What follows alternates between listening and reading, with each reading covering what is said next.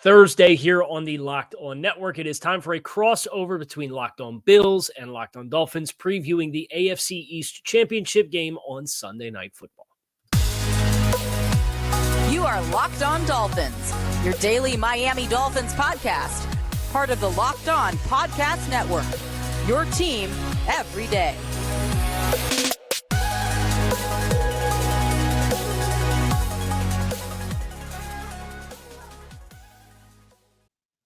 It is Thursday here on the Locked On Network, and that means it is time for a crossover. I'm Kyle Kraz of Locked On Dolphins. He is Joe Marino of Locked On Bills. What a special treat. We also do Locked On NFL Scouting together on a daily basis. You can find our shows on YouTube or wherever you listen to your favorite podcast. But this crossover Thursday episode on the Locked On Network is brought to you by PrizePicks, the easiest and most exciting way to play daily fantasy sports. Go to prizepicks.com/LockedOnNFL and use code LockedOnNFL for a first deposit match of up to $100. Joe, it is AFC East championship weekend. The 10-6 Buffalo Bills visiting the 11-5 Miami Dolphins. Buffalo currently has the tiebreaker because they won the head-to-head matchup when these teams played in Week 4, which feels like a season and a half ago. A lot has changed. These are very different teams on both fronts since then. Obviously, a high-stakes game for both football teams. How's it going? It's going well. Obviously, big implications on Sunday Night Football, the last regular season game of the entire season. We know what's at stake. The winners, the 2 seed, and the AFC East champs, and the loser has the wild card path to going on a deep postseason run. So it's a big one. It's in Miami, and I think there's a lot of tense fans on both sides of the coin here. Yeah, and for Miami's standpoint, this is a team that's coming off of a shellacking at the hands of Baltimore. And one thing that Bills fans will know quite well is that when Miami gets off script a little bit and they have to try to climb out of a game, they get real aggressive. And if it doesn't work, it snowballs on them. And that's exactly what happened in Baltimore. It's the same thing that happened when these two teams played in Orchard Park earlier this season, where Miami, they're trading blows with another team. They get off schedule. A big play breaks the other way. And it just feels like this is still a team that chases at times. And that's what happened against Buffalo the first time they played. It's what happened against Baltimore. Miami will be looking to undo that, but they'll be looking to undo that without several key pieces of the puzzle for them as a football team. They lose Bradley Chubb to a torn ACL. So that's both of their starting edge rushers from the beginning of the year are out. That implication in this contest against Buffalo is a big mystery. We had seen later in the season, Jalen Ramsey, who did not play in the first game, traveled with an opposing wide receiver when Xavier Howard was out. Howard probably not going to play this week for Miami as well. So the identity of this defense is probably going to look a little different. And I think that's one of the storylines, because I know the Bills offense looks very different than the first time that they played, because they, in part, have a new offensive coordinator.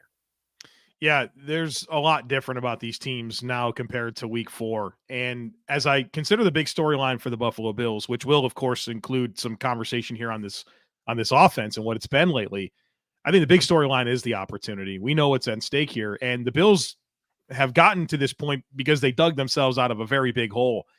They were 6-6 4 weeks ago. They're now 10-6, and that's given them this opportunity, along with some help from the Dolphins, to play for a chance to win the AFC East. And so, they've been climbing, and obviously they also fell, right? They got to 6-6 with some very goofy losses along the way, situational blunders and losing games that you probably shouldn't have. But they've climbed themselves out of the hole, and they got a chance to get completely out. So I think that's kind of your lead story, is just the opportunity that exists. But when it comes to the operation of this football team, the script is really different right now. It's typically Josh Allen throwing the ball to Stephon Diggs and big production there. That hasn't really been the case. The Bills' script, their formula for winning games, has been running the ball in defense. And part of that's because their passing game is just in a big slump. It's opportunistic. They certainly have their moments throwing the football, and it's come through. They're 4-0 in their last 4 games, despite being in a really big slump throwing the football, especially to Stephon Diggs. The production is just not there right now. And he's still getting a lot of targets. The opportunity's there, but they're just not finishing. And this passing game, like I said, is opportunistic, but you're seeing protection breakdowns, particularly with the interior. You're seeing consistency issues with receivers finishing plays, and you're also seeing Josh Allen issues as it relates to decision-making and ball placement. And so what does it look like this week? We all know that Josh has had a lot of success against Miami. Is this the team at the right time that's going to allow him to have the production necessary to not only beat Miami, but give yourself some confidence going into the postseason that your script of Josh Allen being your catalyst can be the case? But over the last 4 weeks, inconsistent is really what this passing offense has been. So I had the chance to watch the offensive game tape from last week, a little earlier this morning and last night, and I know I texted you about Joe Brady and the imprint that he has, that just stylistically, I think that was the biggest thing that surprised me. And I'm sure that that's part of there's a recalibration for a lot of pieces in the passing game. But seeing, obviously, they drafted Dalton Kincaid in the first round. So you have Dawson Knox and Dalton Kincaid as big assets that you invested a lot in. So you're seeing some 12, but you're seeing power run game. You're seeing quarterback run game much more involved. You're seeing them build off of that with RPOs and quick throws to the perimeter with a bubble on a 3x1, or they'll orbit motion and return and run speed option out of that power look where they leave the backside end and Josh pulls the ball, and then he has Khalil Shakir run an orbit motion and he turns around and doubles back. It's just a lot of stuff that I think I would have more associated at the beginning of the year with the Mike McDaniel style of offense. Can you talk a little bit about Joe Brady's core principles that they've found success with beyond just the kind of the evolution of what it was with Ken Dorsey? Well, I really like a lot of the opportunities that exist for the offense under Joe Brady. I'm not sure the execution's very consistent. And to your point there, I'm surprised by how much Joe Brady has been able to put his fingerprints on the operation. That was one of my talking points when they fired Ken Dorsey into a short week to face the Jets. And you kind of had like a 6-game sample size of Joe Brady. It was, hey, I'm not sure how much of a difference this is going to make. They're not going to get a new playbook, right? It's going to be just mostly a different person coordinating and calling the plays, but it does have a really different look and feel in terms of how they attack defenses. And some of it is leaning into more of what they should have with Josh and running the football. And I like their run game principles with how they have gotten that going. But yeah, some of the spread stuff that you saw from Joe Brady, of course, at LSU has shown up as well. And I think that has been good and bad for the Bills because it's given them some new opportunities, and certainly that they're winning, right? They've won. They're 5-1 since the switch to Joe Brady from Ken Dorsey. But also, I think kind of where you see some of the slump, as you would put it, where you started off really hot in terms of this Diggs-Allen connection, 500-yard games in the first 6, a lot of touchdown production. That's really gone away over the last 6-7 games. And I wonder how much of it is, defenses are accounting more for your kind of your bread and butter to Stephon Diggs, and you're trying to get that back on track, but you're trying to do it with, a different coordinator. So that maybe bleeds into it quite a bit. And then for Miami offensively, we've talked about the Dolphins defense. We've talked about the Bills offense. For Miami offensively, the biggest thing for them is coming out of this Baltimore game. They turned the ball over 3 times, and they had 1 turnover in the previous 4 games. And when Miami is able to protect the ball, their ability to move the ball really shines, and it puts them in position to score points effectively. But against this Bills defense specifically, that's the biggest thing for them coming out of the Baltimore game. And they played almost a perfect half as far as ball security. They threw the first interception at the 2-minute warning on a really dumb sequence for their offense to try to sneak a play in front of the 2-minute warning. And Roquan Smith opportunistically picks it off. And then as they're chasing the game, Tua tries to take an intermediate throw instead of taking a check down because they're down 3 scores, and he said it himself. So there's some context with the turnovers, but nevertheless, the operation for Miami has to be clean. They have had some really bright moments. I mean, they moved the ball 375 yards against the Cowboys, which is a really good defense, and they did that obviously with needing to put a drive together at the end of the game. So they've had their moments, but they've also been playing without a lot of personnel. Jalen Waddle, I'm not expecting him to play in this game, but you do have Tyreek Hill. Devon Achane has been a big catalyst. He had over 100 yards of offense against Baltimore.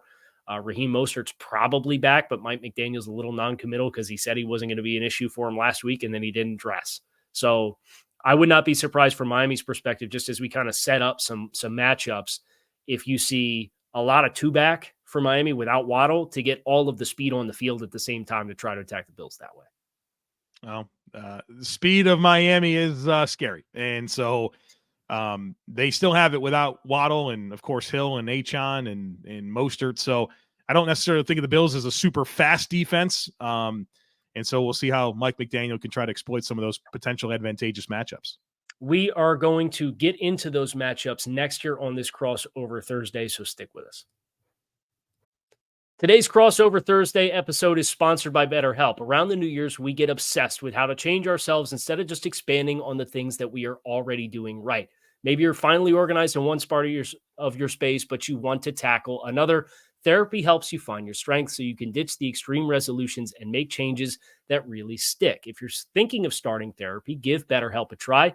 It's entirely online. It's designed to be convenient, flexible, and suited to your schedule. Just fill out a brief questionnaire to get matched with a licensed therapist, and you could switch therapists at any time for no additional charge. Celebrate the progress you've already made. Visit BetterHelp.com/LockedOn today to get 10% off your first month. That's BetterHelp, HELP.com/LockedOn.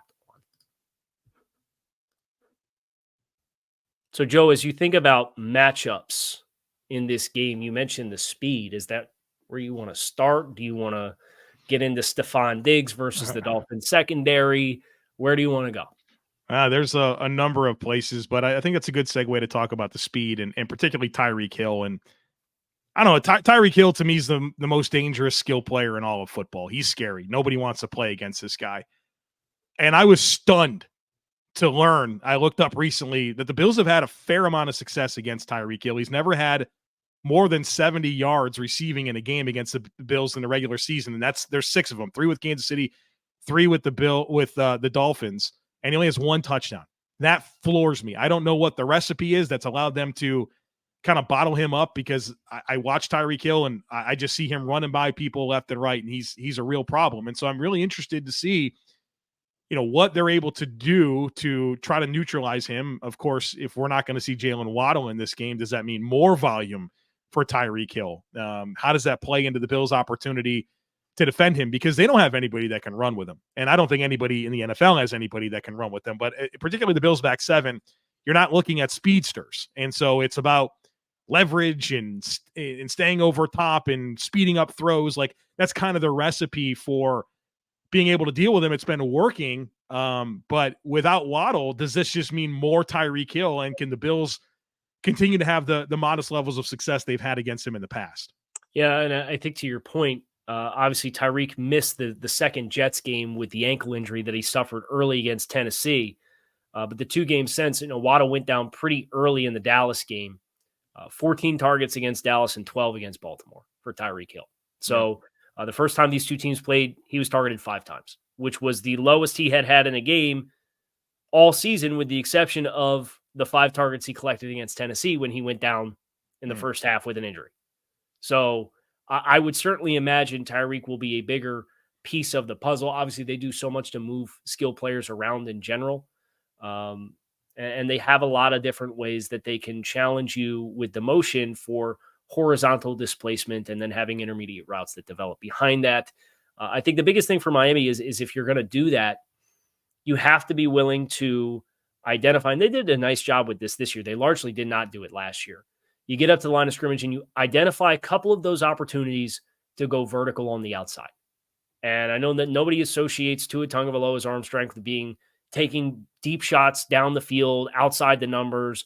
But when it's in rhythm, it's actually been very effective for Miami this year. And they've had opportunities where the players have alluded to, they'll get up to the line of scrimmage and they will signal based on coverage leverage when those opportunities are. I think that's a big thing for every game that they play, because of how intermediate and middle of the field oriented they are. When teams really try to bottle and congest that area of the field, being able to come back at some point and say, okay, they've cheated enough, now we have to go up top outside on them. That opportunity, I think, could be finding 1 or 2 of those in this game could be a critical element of the football game, because, as you said, just the speed on the outside for Miami, if you do get him isolated and it is in rhythm with they'll take shotgun 3-step drop, no hitch, and the ball is out, and the ball is up and down and 35 yards down the field. Tyreek Hill so frequently stacks corners in those instances. So that's a big thing for me to watch against this Bills coverage unit, which has been so good all season long, in spite of losing some key players. Well, and they got the Bills on that play last year in Buffalo.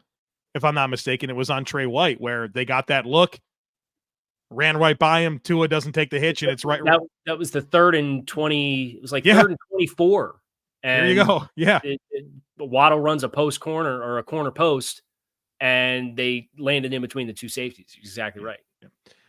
Another matchup that let's keep it on the receivers, right? There's this Stephon Diggs opportunity against Miami, and Diggs has been, I think he might have like 200 yards in the last 7 games, dude. Like, it's just, there's no production there.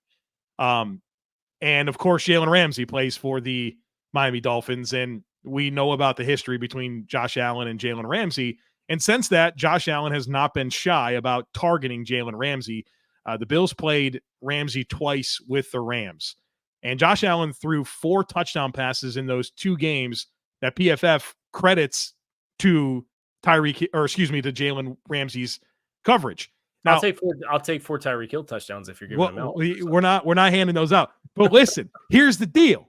That's been cool and all that, right? You love that from a Bills perspective, but the way that this passing game is operating right now, I don't think it's time to mess around, right? Well, and just kind of go after him. And so I think how the Bills deploy Diggs, and how I'm sure it's not going to be Kader Kohou again, right? That's not going to be the Dolphins' plan against Diggs this time around, but it's kind of interested to see how with Ramsey and kind of what they're missing with Howard, what's going to be the plan for Miami against Diggs. Yeah, so when they played the Jets without Howard the second time they played, that was the only game this season that Jalen Ramsey has traveled with a wide receiver. And I agree with you. I think the history of the two teams, obviously the double move touchdown in the season opener last year is front row center for me as far as the Jalen Ramsey, Stephon Diggs one-on-one matchups. But I would still, if I'm Miami, that's comfortably my best corner. That's comfortably the Bills' best receiver. I know Gabe Davis is able to make big plays down the field, and I would be leery about that if I'm Miami, just because Kader Kohou as the other corner, if you're not going to be a nickel and you're going to get Gabe Davis matched up against Kader Kohou when you're in base, the plays that he gave up, a lot of the games have been in physical down the field situations. I think about the Philadelphia Eagles game when they played that game without Howard or Jalen Ramsey. And it's Eli Apple and Kader Kohou are the starting corners. Yeah. And A.J. Brown, and I'm not comparing Gabe Davis to A.J. Brown, but I'm saying from a height, weight, speed, down the field element with ball skills, that's what Gabe Davis shines best at and has shined best at his entire career in Buffalo. Those instances have hurt Miami in the past. But I would still want Jalen Ramsey matched against Stephon Diggs because, as you said, kind of the in-sync level of the offense can be hit or miss at times. And if you're going to have Ramsey in those instances, if you do miss, that's the guy I want having an opportunity to try to get his hands on the football to have a turnover. Kyle, another place that my eyes go is these interior offensive lines versus the interior defensive lines. And for the Bills on offense, their middle three of McGovern, Morse, and Torrance. I think it's had its moments this year, but where I've seen protection issues, it's really those guys. The tackles, Spencer Brown and Deion Dawkins, have been terrific this year. But last week against the New England Patriots, Christian Barmore, Dietrich Wise, they had some really outstanding pass rush opportunities that took away some vertical opportunities that the Bills had schemed up down the field, but Josh didn't have the opportunity to throw those balls, particularly with Barmore beating Torrance, Barmore beating McGovern. Morris got cooked on a play, and we're talking about Zach Sealer and Christian Wilkins. That's an outstanding interior rush duo, and I know that the big storyline is no Phillips, no Chubb on the edges. They still got those interior guys. Yeah. And that has to be a great matchup opportunity that the Dolphins are looking to take advantage of. And you felt like they really didn't take advantage of it last year or in the first matchup this year. Right. So that's for both of those guys to have experienced playing this interior front and not have success. It's certainly something that I'm curious how Miami is going to attack their front in general to kind of protect themselves from Buffalo's run game. Emmanuel Ogbah is going to have to step in for Bradley Chubb, but he's a little bit more of a hand-in-the-dirt type of player. Jerome Baker may be back off of IR this week. Is he somebody he's had some experience standing up on the line of scrimmage and being a pressure player in hybrid situations in the past defense, but maybe not necessarily this defense? Do you get a little bit more width, particularly in passing down and distance situations? Be interested if they continue to play with these wide angles, because that's what I saw on the film from the game last week for Buffalo. Was it felt like New England just kind of conceded, okay, we're going to take wide angles and pull the tackles out, and then we're going to take our matchups and with the three inside with big voids because the tackles have to set for width. So I'll be interested if Miami chooses to do that with, obviously, Andrew Van Ginkel is a speedy player, so you'll have to respect his speed off the edge. But does Ogbah play on with his hand in the dirt? Do they put him on some of their tight fronts and have Jerome Baker or somebody else, be it Melvin Ingram, as the other outside linebacker type? I don't know. But you're right, between the 17.5 tackles or sacks that Sealer and Wilkins have this year against that interior, it's the place where I think they can influence Buffalo and force them to force Josh Allen to get off his platform. I think you could extend the same thing for the Bills on their interior defensive line. Ed Oliver's had an amazing season, 9.5 sacks. Daquan Jones is back. He was unbelievable to start the season. Yeah. Played last week, and I thought, he played almost half the snaps. I thought he looked good, explosive, and he was playing with extension. And Poona Ford's been a revelation for this team of late, and I think Tim Settle's actually played his best football of late. And so I think those three guys, even Greg Rousseau, probably going to reduce at times to take advantage of a banged up middle of this Dolphins offensive line. Connor Williams not available. It's probably Eichenberg at center. We'll see if Robert Hunt can go, right? There's going to be some questions there. So I think both teams, when it comes to the interior defensive line against the interior offensive line, could be some good opportunities for both sides. Yeah, I expect Hunt to go. Mike McDaniel's been pretty passive with discussing his availability. He seemed pretty optimistic on Monday when he first talked about it, and he was doubtful for the game this past Sunday, but it was like a non-starter. Like he's not getting any action, and he practiced on a limited capacity all week last week. So seems like Robert Hunt's trending. I think that'll be really helpful for Miami, because between Lester Cotton and Rob Jones, those guards, you with this offense, you do naturally get some of the bumpers because a lot of their play action passing is wide zone oriented, where you have entire flow by the offensive line. So you have bumpers on both sides of you for both the guards, but just the range is limited. So if you have guys that can get up the field quickly, like Daquan Jones, like Ed Oliver, I think that's where Buffalo can tag those guys. And if Rob Hunt's back and he's close to 100%, I think it helps, but you'll still have a matchup on the other one. And Lee Meikenberg's playing hurt,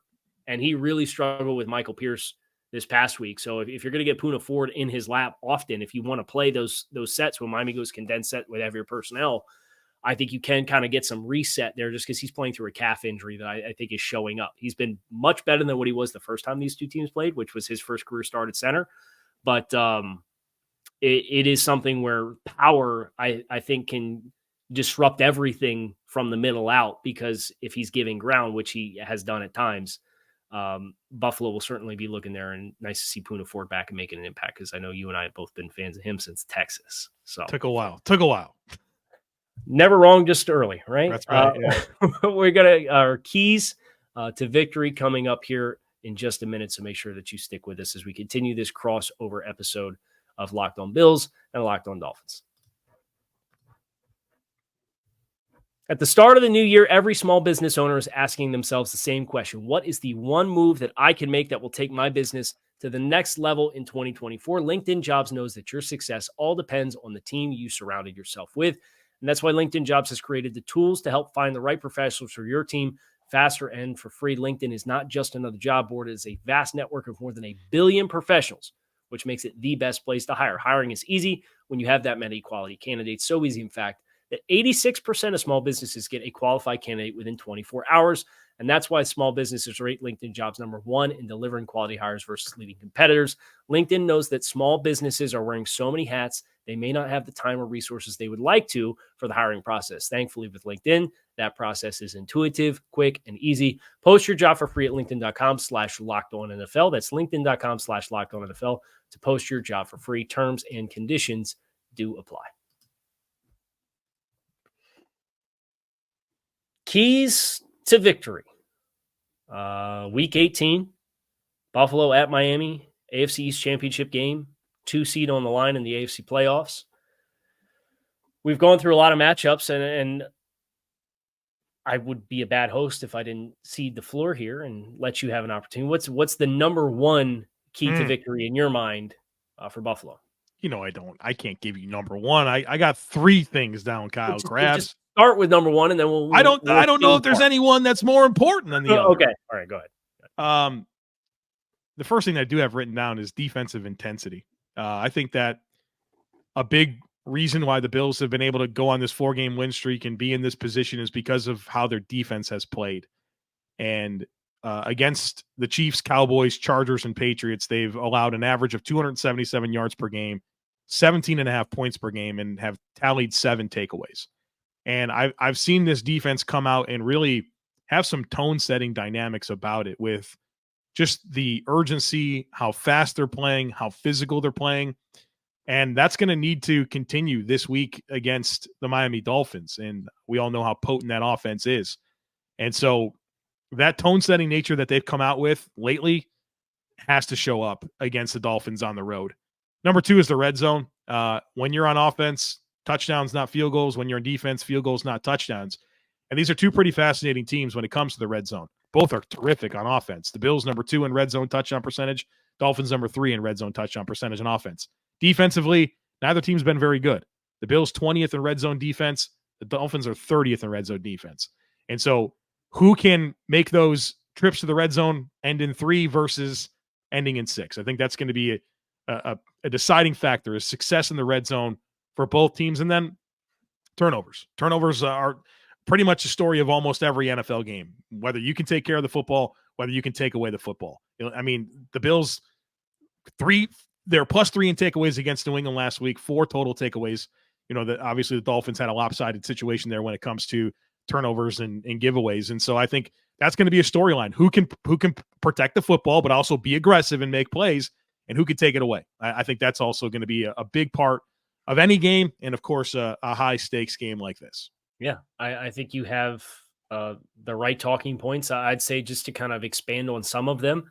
One thing that I have down is first down success rate offensively for both teams, specifically for Miami avoiding the 3rd and longs against this defense, I think is really critical. I think you have to present as big of a menu as possible on every play against Buffalo, because they are so well coached. They are so instinctive. They do have the intensity where if you get into 3rd and obvious situations, I think you're selling yourself short to be able to have success. And Buffalo's 18th on 3rd down defense conversion rate this season. So you stay out of 3rd and 7+ if you're Miami. I think that's critical for being able to stay on schedule, because the games that have snowballed on Miami have been when you've had to press and get outside of the script. Conversely, Miami is 11th in 3rd down defense this season, 37%. So having success and putting Buffalo in those situations versus staying out of those situations with your first down success rate, I think is really critical for this game as well. And then I would say for Miami, another key to victory is the screen game for Miami has really expanded throughout the course of the season. It was almost non-existent last year. And when they have looked to get the ball to the perimeter quickly, they've had some success, but a lot of that is predicated on being physical with the edge defenders and the second level defenders of the opposing team. So Miami's complementary players in the offense have to be right, whether it's Alec Ingold and Durham Smythe as the tight end fullback combination of kind of positionless players that can move all around, whether it is River Craycraft, who's one of the better blocking receivers on this team in spite of his size, or Cedric Wilson, who's getting a ton of run without Jalen Waddle, who is the bigger bodied receiver on the team who knows the offense. They obviously acquired Chase Claypool, but he's been kind of chasing the offense because it's so timing and trust oriented all season long. Those guys being up to the challenge of playing and disrupting the flow on the perimeter to create lanes for the perimeter screen game, I think is another critical element to Miami having the success that they're going to need in order to stay on schedule and score points and create some explosives beyond just looking for some things down the field, because Buffalo is so fast to flow. They are so intense as well. Tell you what, the screen game, the Bills have gotten gashed on some screens. They got gashed on a flow screen against the Patriots last week, and earlier in the season they got kind of worked on some of those as well. And so, talking about screens, and you're talking about guys like Devon Achon getting the football, or Mostert getting the football, or Hill getting the football. That's dangerous. And so the Bills will have to try to use some of that length that they have on the edge to maybe disrupt some of those throws, but also getting population to the football and trying to get those guys down. But if that screen game's cooking, I think that's something that the Dolphins should definitely lean into against the Bills, who have been pretty meh when it comes to defending screens. Well, one thing we know for sure is there's plenty on the line, and there's plenty of rooting interest and two very impassioned fan bases that love to get under each other's skin and get after the game. But Joe, I can comfortably say that it's been a joy doing this show with you. It's been a great season alongside you in the Locked On Network, and I'm hoping we don't have to do a third. Right. But, as long as it's not next week, right? As long as it's not next week, I'm more than comfortable doing it. Just not next week. Buffalo looking to, depending on how the early games go, secure their playoff bid in its entirety. Miami already has a playoff bid clinched. Obviously, you're playing for the division in this game as well. But all things looking pretty likely that these two teams will be a part of the 7 in the AFC that are looking to extend their seasons beyond just another week. So Locked On Bills will have you covered after the game. Sunday Night Football in Miami from all of your Bill storylines. I will have you covered from all your Dolphin storylines. I'm Kyle Krabs. He's Joe Marino. Make sure you check out all the shows that we have on the Locked On Network. We have an outstanding network of talent and all of the shows for all of your teams every day. Thanks for checking out this crossover Thursday, and enjoy your finale to the 2023 NFL regular season.